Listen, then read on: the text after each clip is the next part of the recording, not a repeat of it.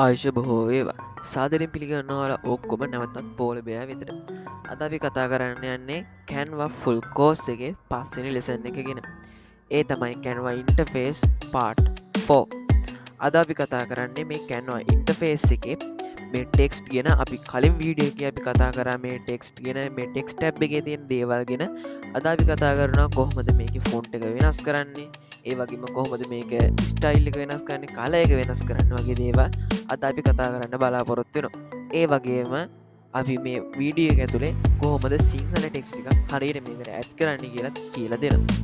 එහෙනම් අනිවාර්යයෙන්ම අපිත් එක්ක එකතු වෙලා ඉන්න මේ වීඩියෝ එක අන්තිම වෙනතුරුම බලන්න.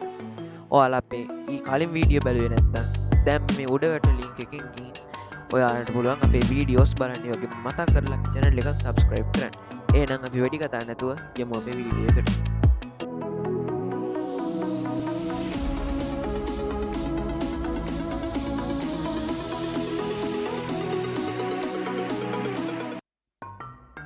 හරි.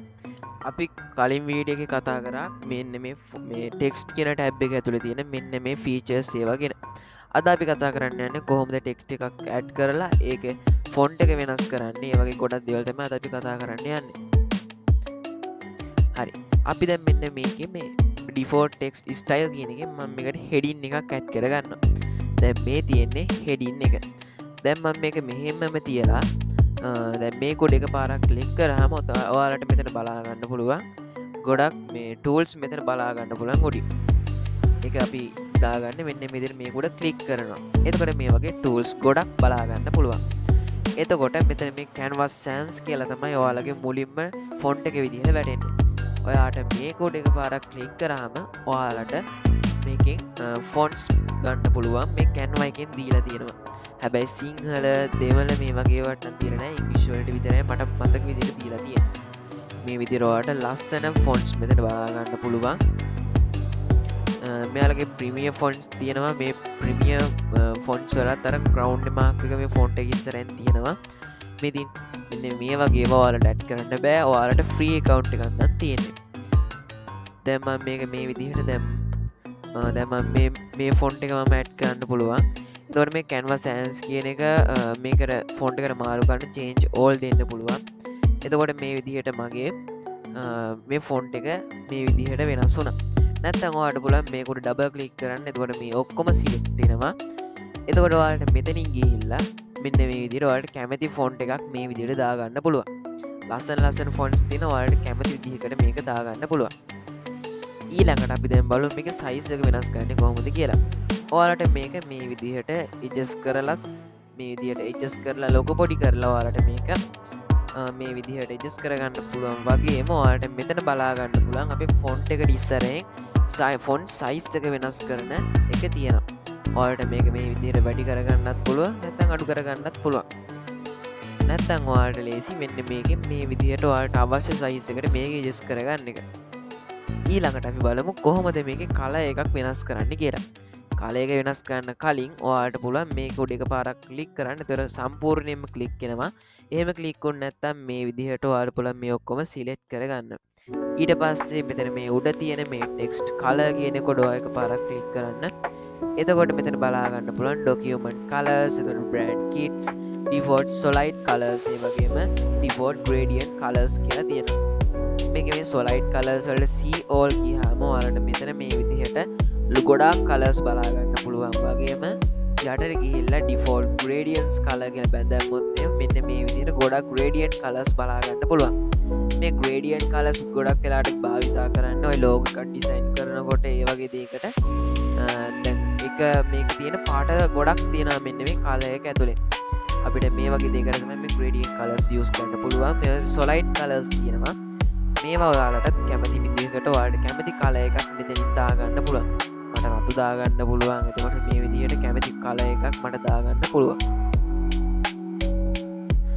මේ විදිහට ඔයාලට දාගන්න පුළුවන්. ඔයාලට කලර් එකක් ඇඩ් කරගන්න ඕන නම් මෙතන මේ තියෙන ප්ලස් ලකුණ එක උඩ පාර ක්ලික් කරාම ඔයාලට මෙතන කෝඩ් එක ගහලා කලර් එකක් තෝරගන්න පුළුවන්. නැත්නම් මේ විදිහට පික් කරගන්නත් ඔයාලට පුළුවන්. නැත්තං වාට මෙතන බලාගන්න පෙනවා මේ පික් කලර් කියලා බට්න එකක් තියෙන ඒ කොඩ ක්ලික් කරාම මේ ඩිස්ප්ලේ එකේ තියෙන ඕනෙම තැනක තියෙන කල එක කොයාලට මෙතෙන්ට මේ ගොඩහු මරංගිහිල්ලා දැම YouTube එක රතු පාඩ බට්නෙ ගොඩහොම දෙන්නොත් එහෙම ඒ කාලයක තමයි මෙන්න මේ විදිර මේකට වැටෙන්නේ. ඔයාලට එහෙම කාලය එකක් ඇඩ් කරගන්නත් පුළුවන්. නැත්තන් ඔයාලට නෝමල් ඉදිරි මේ විදියට වලට කැමති කාලය එකක් ඇඩ් කරගන්න පුළුවන්.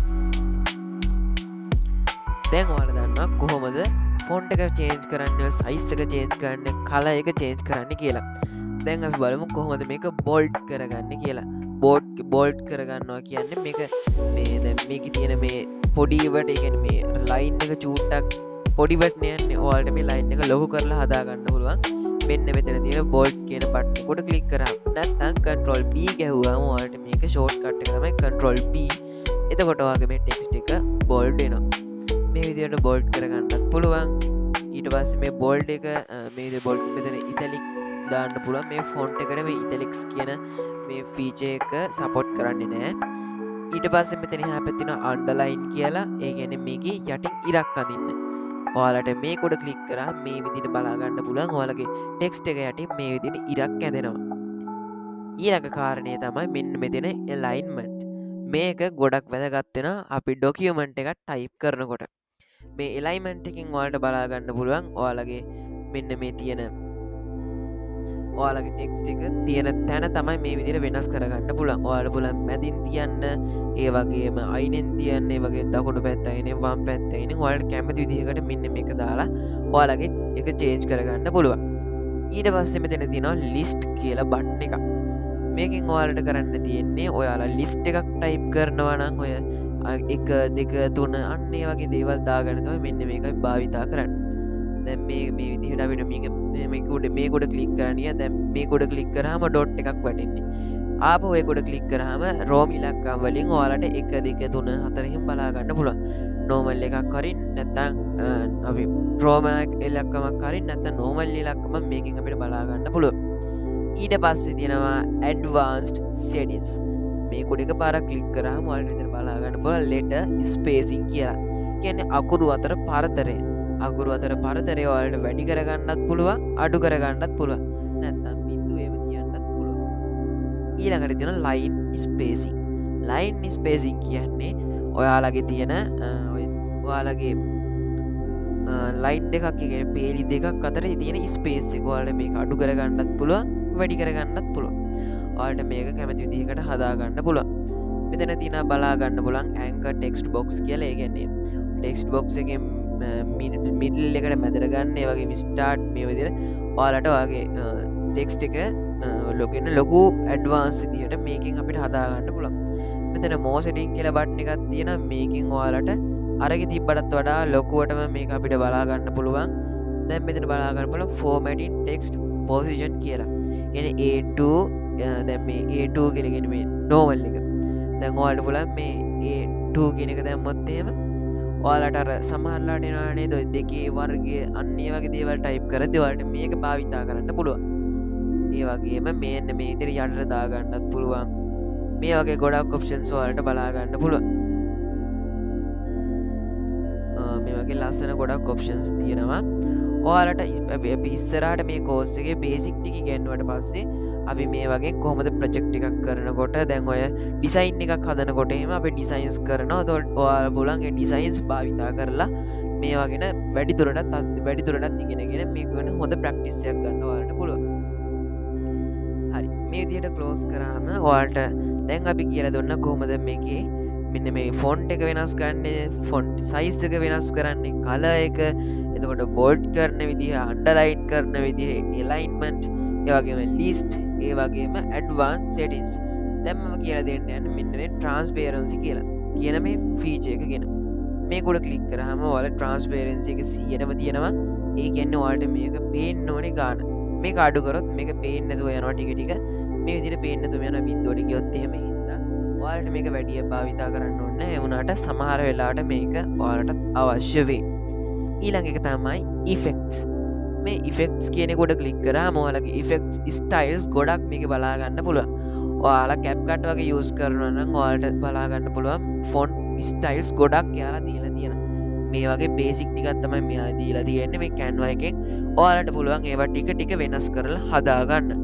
නන් තියෙනට ෂැඩෝ කියල එකක් තියෙන මේ ස්ටයිල් එකෙන් ඔයාලට මේ විදිහට කැමති විදිහට ඒවා ඇඩ්ජස්ට් කරලා ඔයාලට ඒක හදාගන්න පුළුවන්. මේ ලිෆ්ට් කියලා මේ ගොඩාක් දේවල් තියෙනවා. ඔයාලට පුළුවන් මේවා එකින් එක try කරලා බලන්න.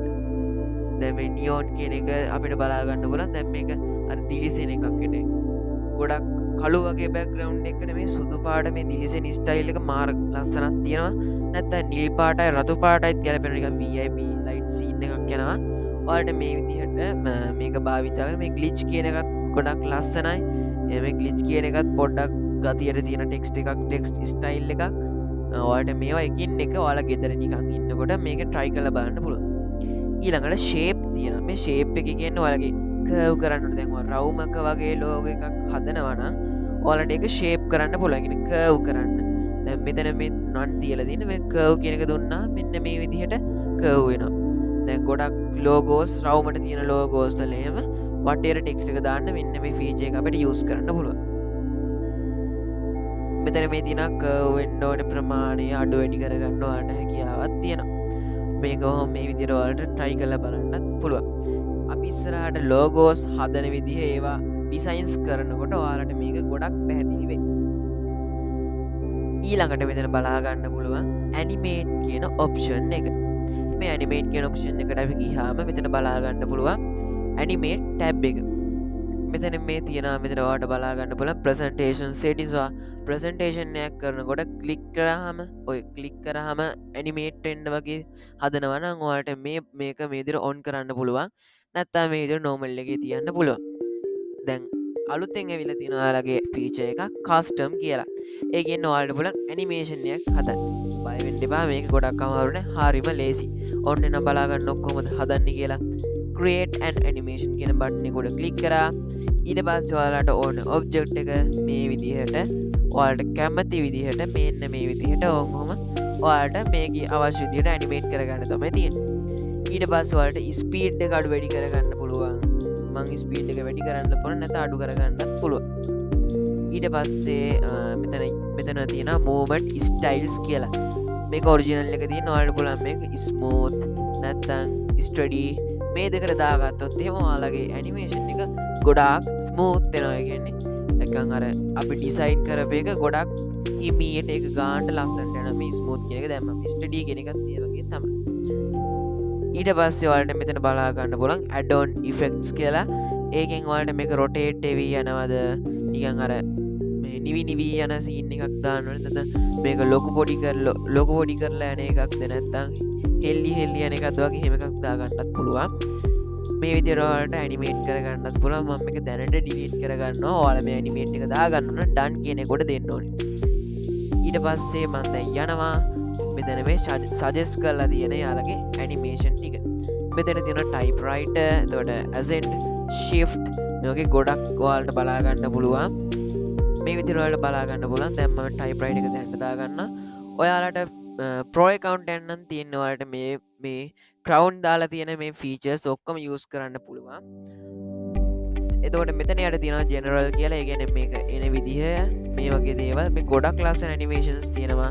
ඔයාලට පුළුවන් මේවා එකින් එක use කරලා බලන්න. ඊළඟට තියෙනවා position කියන මෙන්න මේ tab එක. ඔයාලට මේකෙන් පුළුවන් මේ layers වලට ගියොත් එහෙම ඔයාලට බලා ගන්න පුළුවන් මෙන්න මේ design එකේ තියෙන layers ඔක්කොම. ඔයාලට මේ layers එහා මෙහා කරලා ඔයාලගේ design එක තවදුරටත් ලස්සනට හදා ගන්න පුළුවන්. arrange කියන එකට ගියාම align to page කියන එකෙන් ඔයාලට මේක page එකේ උඩටද නැත්නම් වමටද මැදටද මේ middle කියන එකට යනද නැත්නම් center මැදද නැත්නම් යටටද දකුණටද මේ විදිහට ඔයාලට කැමති විදිහකට ඔයාලගේ object එක හදා ගන්න පුළුවන්. නැත්නම් මේ විදිහට drag and drop කරලා ඔයාලගේ මේක ඔයාලගේ page එක හදා ගන්න පුළුවන්. ඊට පස්සේ මෙතන ඔයාලට බලා ගන්න පුළුවන් මේ copy style කියලා. ඒ කියන්නේ ඔයාලගේ මේ ටෙක්ස්ට් එකට දාලා තියෙන ස්ටයිල් එක කොපි කරගන්න තමයි ඔයාලට මෙන්න මේ ඔප්ෂන් එක තියෙන්නේ. ඊට පස්සේ ඔයාලට පුළුවන් මෙන්න මේකම අපව ගිහිල්ලා මෙන්න මේ විදිහට පේස්ට් කරගන්න. වෙන ටෙක්ස්ට් එකකට ඔයාලට මේක පේස්ට් කරගන්න පුළුවන්. දැන් මම මේක කොපි කරගත්තා මේකට පේස්ට් කරා. දැක්කද? අර කලින් තිබ්බ මේ ෆොන්ට් එක ඔයාලට වෙනස් වුණා. මෙතන මේ see more කියන එකට ගියාම ඔයාලට මෙතන බලා ගන්න පුළුවන් strict true කියලා ඔප්ෂන් එකක් තියෙනවා ෆීචර් එකක්. මේකෙන් කරන්නේ ඔයාලගේ මෙන්න මේක මැදි ටෙක්ස්ට එක මැදි මෙන්න මේ විදිහට ඉරක් ගහන එක උනාරික අපි කපන්න යන්නේ වගේ දෙයක් තමයි මේකෙන වෙන්නේ. ඊළඟට ඔයාලා මෙතන බලාගන්න පුළුවන් අපර් කේස් කියලා. ඒ කියන්නේ ඔයාලගේ මෙන්න මේ තියෙන ඔයාලගේ තියෙන ටෙක්ස්ට් ෆොන්ට් එක අර පොඩ්ඩක් අර එළියට යන දැන් ඉල් වගේ එකක් කොහොම එළියට යනවා ඒක පොඩ්ඩක් ලස්සන කරලා අන්න ඒ වගේ දෙයක් තමයි මෙන්න මේකෙන් කරන්නේ. මේක තමයි ඔයාලගේ ටෙක්ස්ට් කියන ටැබ් එකකින් කරන්නේ. ඔයාලට මං කියනවා පොඩ්ඩක් ස්පීඩ් වැඩි නම් ඔයාලට පුළුවන් ආපහු බලලා ඔයාලට මේක අවබෝධ කරගන්න. ඒ වගේම ඔයාලා අපේ සයිට් එකේ තියෙන මේ කෝස් එක ගැන ඔයාලා කරොත් එහෙම ඔයාලට හෝම්වර්ක්ස් තියෙනවා. ඒ වගේම කරන්න ගොඩක් එක්සර්සයිසස් තියෙනවා. මේ වගේ ගොඩක් දේවල් අපි අපේ වෙබ්සයිට් එකේ දාලා තියෙනවා. ඔයාලට මේව තිය බලන්න ආටිකල්ස් තියෙනවා. මේ වගේ දේවල් නෝට්ස් ඩවුන්ලෝඩ් කරන්නත් ඔයාලට අපේ වෙබ්සයිට් එකෙන් පුළුවන්. එහෙනම් දැන් මේ යන්න polarbear.space කියන ඩොමේන් එක නැත්නම් ය ඩිස්ක්‍රිප්ෂන් එකෙත් මම වෙබ්සයිට් ලින්ක් එක දාලා තියන්නම් ඔයාලට ඒකෙන් යන්න. එහෙනම් අනිවාර්යෙන්ම වීඩියෝ එක හොඳ නම් අපිව subscribe කරන්න, like කරන්න මතක කරන්න එපා. තවත් කට්ටියට බලන්න share කරන්න අමතක කරන්න එපා. එහෙනම් අනිවාර්යෙන්ම නැදලා ඉන්න අපි ඊළඟ වීඩියෝ එකකින් හම්බ වෙමු.